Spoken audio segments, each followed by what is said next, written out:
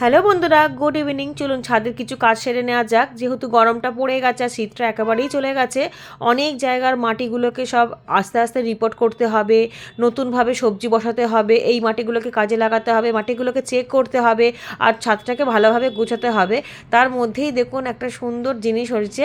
আমার নিম পাতা গাছ যে কদিন আগে কাটিং করে দিয়েছিলাম, সেখান থেকে নতুন নতুন পাতা বেরিয়েছে। মনটা এত ভালো লাগছে, আর এই কচি নিম পাতা খেতে দারুণ লাগে। তো প্রথমবার যেহেতু হয়েছে, এবার যত কাটিং করব ততই হবে। তার আগে দেখুন এখানে একটা সিম গাছ আছে, সিম গাছটা গ্রোথ তার ভালো হচ্ছিল না বলে এই গাছটা তুলে নিলাম। সাথে কিছু বীজও কালেকশন করে রেখে দিলাম নিজের ছাদে। তবে সিম গাছ আমি অনেক জায়গাতেই করেছি, আর যেই সব মাটিগুলো থেকে আমি কপি তুলে নিয়েছি গ্রো ব্যাগের, সেইগুলোকে সব এক জায়গায় করব। এইখানে আর একটা সিম গাছের গ্রো ব্যাগ আছে, সেখান থেকেও আমি খানিকটা বীজ পাবো। এখানে দু রকমের সিম গাছের বীজ পেলাম। একটা হচ্ছে হাইব্রিডের, যেটা ছোট ছোট হয়, আর একটা দেশি। দেখুন বীজগুলো একদম পেকে গেছিলো। তো এইগুলোকেই আমি হলুদ বা ফাঙ্গিসাইড দিয়ে স্টোর করে রেখে দেবো সামনের বছরের জন্য। তো ফাঙ্গিসাইড দিয়ে রাখলে কোনো রকম বীজ অসুবিধা হবে না, মানে বীজগুলো নষ্ট হবে না। আর এই বরবটি গাছের বরবটিগুলো বেশ বড় হয়েছে, তবে সবগুলো হয়নি, কয়েকটা আবার কচিও আছে, সেগুলো আবার অন্য দিনকে ব্যবস্থা করব। এদিকে এই গ্রো ব্যাগটার মধ্যেই ছিল সিম গাছ, আর সিম গাছের পাশ থেকেই পালং শাক বেরিয়েছে অনেকগুলো। দেখুন নিম পাতা তুলে নিয়েছি, তো একদিনে শুক্তো করা হয়ে যাবে। আর নিম বেগুনও করতে পারি, কোনো ঠিক নেই, তবে ভাবছি শুক্তোই করব, নিম বেগুন নয় আর একদিন করবো। যে জায়গাগুলো দিয়ে কাটলাম সেখান থেকে যখন নতুন পাতা বেরাবে তখন আবার করব।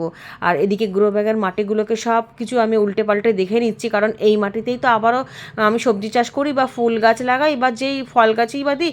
একবার দেখে নিই যে মাটিটার মধ্যে কোনো ফাঙ্গাস লাগা নেই তো, কারণ ফাঙ্গাস লাগানো মাটিতে যদি আমরা গাছ করি তো সেখানে গাছটার ফাঙ্গাস লেগে যাবে, সেই গাছটা তো ভালো হবেই না, ফুল ফল তো আসবেই না।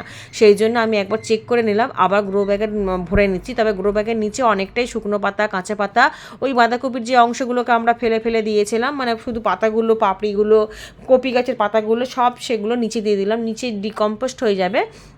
তবে একদম নিচে না, একদম নিচে শুকনো পাতাই দিয়েছি বা কাঠের গুঁড়ো দিয়েছি, মাঝখানে দিয়েছি যাতে রসটা নিচ দিয়ে বেরিয়ে না যায়।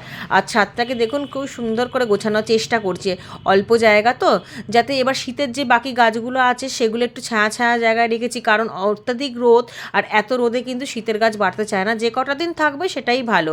আর গরমের গাছগুলো একদম ফ্রন্টে রাখছি, যাতে রোদের তাপটা আসে, গরমের গাছ গরমে ভালো হয়। সেই জন্য গরমের গাছ যতটা পারবেন এই সময়তে একদম রোদে রাখার চেষ্টা করবেন, কারণ এই সময় রোদের তাপ যত বাড়বে তার গাছের গ্রোথও বাড়বে। আর এখনই এত গরম যে গলা শুকিয়ে যাচ্ছে বারবার। খানিকটা জলও নিয়ে এনেছি, এবার দেবো গাছে জল। গাছকে জল দেওয়ার সাথে সাথে গাছকে স্নান করানোও শুরু করে দিতে হবে। এখন থেকে যদি গাছকে স্নান করানো শুরু করে না দিই, তাহলে গাছে কীটনাশকের ব্যবহার করতে হবে, আর আমি অতটা গাছে কীটনাশক ব্যবহার করি না। আমি এইরকম জল দিয়ে দিয়ে, জলে স্নান করিয়ে, জল স্প্রে করে করেই পোকামাকড় তাড়াই। আর গরমে তো প্রচুর পরিমাণে পোকামাকড়ে অ্যাটাক হয়, আর কীটনাশক স্প্রে করতেই হবে। তবে এখন করব না, করব কিছুদিন যাক, যখন খুব দেখবো একদমই জলে যাচ্ছে না, তখন ওই নিম অয়েল বা কাকা কীটনাশক এইসব দেবো, জৈব। আর এদিকেও এই রেলিংয়ের ধারে লাউটা কিন্তু দিব্যি বাড়ছে।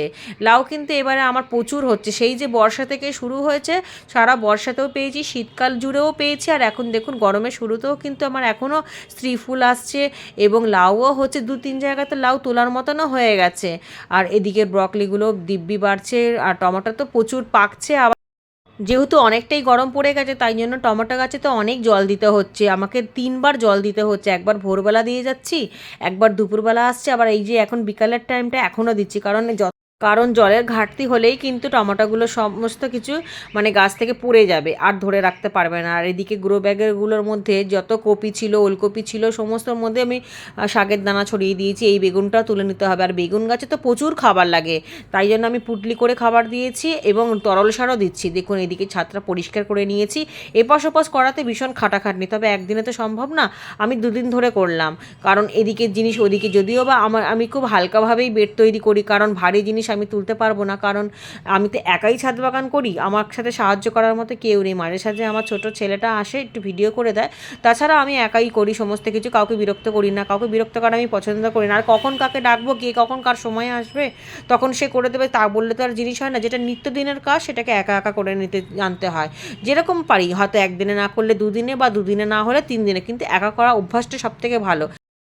এই দেখুন বিমস তুলতে তুলতে এই একটা গাছই থেকেছে, এখনও পর্যন্ত বিমস হয়ে রয়েছে। আর গাজর গাছগুলোর হেলথও ভীষণ ভালো আছে, কিন্তু জলের দরকার, একটু একটু জল দেবো, মাটি ভীষণ শুকিয়ে যাচ্ছে। আর এদিকে গ্রো ব্যাগের মধ্যে সেদিনকে এই বরবটির চারা দিয়েছিলাম, আর ছাদটা ওই দিক দিয়েও পরিষ্কার করে দিয়েছে। আর দেখুন কপি গাছগুলোকে মাঝখান থেকে সরিয়ে দিয়েছি, কারণ মাঝখানে ভীষণ তাপ আসছিলো, সেই জন্য এক সাইড করে দিয়েছি যাতে একটু ছায়া পড়ে। আর এই পাশে সমস্ত কিছু যেখানটা অনেক রোদ সেখানটা সব গরমের গাছগুলোকে বসিয়ে দিয়েছি। এইভাবেই আমি করি। এই সিজন যখন চেঞ্জ হয় তখনই খাটাখাটিটা একটু বেশি হয়ে যায়, তা না ছাড়া কিন্তু অতটা খাটনি লাগে না। আর এই পাশেও সমস্ত গাছ টাছগুলো যেগুলো বেগুন গাছগুলো ছিল সেগুলোতে এখন অতটা রোদের দরকার নেই বলে আমি এগুলো পূর্বমুখী করে দিয়েছি, এগুলো সব দক্ষিণমুখী ছিল। আর এদিকে সব কর্নারে কর্নারে ফুল গাছগুলোকে এক সাইডে দিয়ে দিয়েছি, কারণ কি এগুলো সব গরমের ফুল গাছ, আর কোনো অসুবিধা নেই। শীতের ফুল গাছ আছে দুই একটা, সেগুলো অন্য কলা গাছের পেছনে পেছনে রেখেছি, এইগুলো তো গরমেরই গাছ, তাই জন্য কোনো অসুবিধা হবে না। আর এই বস্তাটার মধ্যে দেখুন ঝিঙের চারা আগেই একদিন উঠেছিল, আর আজকেও একটা চারা উঠছে। আর এদিকে ধুদুলে চারাগুলো দিব্যি বাড়ছে, কোনো অসুবিধা নেই। কারণ কি আমি সবসময় খাবারটা খুবই কম দিই, খাবার যত কম দেবেন মাটির থেকে যে খাবারটা পাওয়া যাবে তাতেই কিন্তু গাছ ভালো হয়। এটা ভুল ধারণা যে খাবার না দিলে গাছ ভালো হয় না। জলের মধ্যেও অনেক খাবার থাকে এবং মাটির মধ্যেও কিন্তু অনেক খাবার থাকে। শুধু অতিরিক্ত খাবার দিয়ে গাছকে বড় করে ফল না ধরলে তখন মনটাও খারাপ হয়ে যায়, শুধু গাছ দিয়ে জঙ্গল হয়ে যায়। খাবার কম দেবেন, কীটনাশক কম দেবেন, জল পরিমাণ মতো দেবেন। কোন গাছে যদি অতিরিক্ত জল দিয়ে দেন তখন কিন্তু গাছের গোড়া পচে যাবে, প্রয়োজন অনুসারে জল দিতে হয়। এদিকে এই পিটুনিয়াগুলোও কিন্তু যেগুলো মাটিতে ছড়িয়ে দিয়েছিলাম বীজ, সেগুলো চারা চারা উঠেছে। আর সমস্ত গাছের রিপোর্টে কিন্তু আমি এখনও করে উঠতে পারিনি, এখনও কিছু গাছ বাকি আছে, সেগুলো এই কলা গাছের তলাতে রেখেছি। আর এপাশে চেরি টমেটো গাছে অনেক টমেটো ধরতে শুরু হয়ে গেছে, যদিও বা এই গাছগুলো অনেক দেরিতে বসিয়েছি। বরবটি চারাগুলো দিব্যি বাড়ছে।